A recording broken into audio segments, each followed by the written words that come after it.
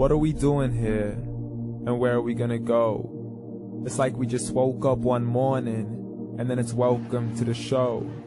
Don't ask any questions, just go with the flow. Make as much money as you can, and try your best not to get broke.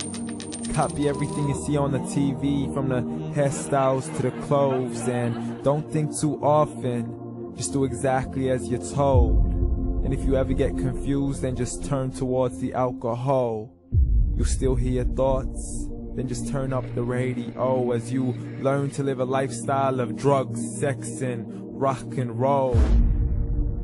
But in all honesty, I just need to know, is there more to the cycle than growing and getting old? Living and dying just to leave behind a happy home and a whole lot of property that somebody else is going to own. I just really need to know before the casket's closed, 'cause I'm not willing to gamble with my soul, nor am I ready to take any chances. These are just simple life questions, and I'm just searching for some answers. Like, what are we doing here? And what is our purpose? How did we get here, and who made us so perfect? And what happens once we go, or is this world all really worth it?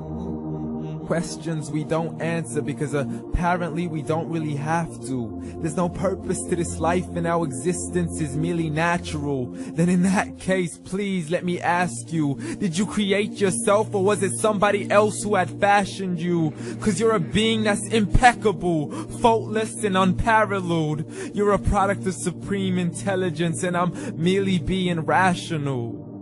For there isn't a camera on this earth that can come close to the human eye, nor a computer that can compete alongside the human mind. And if the whole world was to come together, we wouldn't be able to create a single fly. So many signs, yet we still deny. As science tries to justify that all this could come from none, when it's a simple sum. 0 plus 0 plus 0 cannot possibly ever give you 1. So from where did all this order come? For everything has its origins, a maker, a creator of its own. I mean, the only reason you're watching this video is because somebody had to press upload. So we can believe in the Big Bang, but I'd rather believe in He who caused it to explode. Allah, the creator of everything, along with every single soul.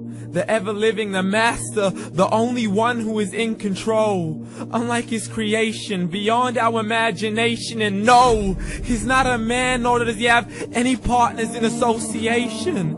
He's on his own. And no, he did not ever leave us alone. Just like every manufacturer, he left us with an instruction manual. The Quran and Islam, and I'm sorry to jump to conclusions, but it's the only one possible. The only definition of God is the one and only supreme being. It's logical, a book with 0 contradictions, with miracles that are both scientific and historical, all revealed over 1400 years ago.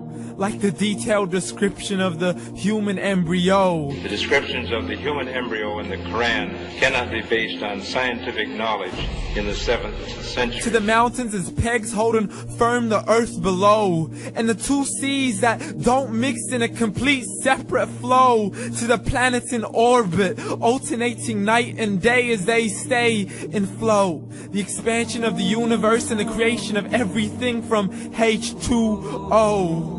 To the stories of the past and the preservation of Pharaoh. To identifying the lowest point in the land where Persia defeated Rome. The gushing fluid that created man in the glands between the ribs and the backbone. And not a word has changed, it's still the same. So please explain how all this was known over 1400 years ago.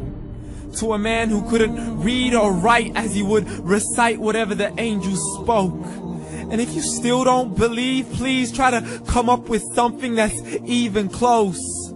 But you can't, so we took God as a mockery and his messengers as a joke. Muhammad could not read or write. How's somebody who can't read or write gonna start a religion?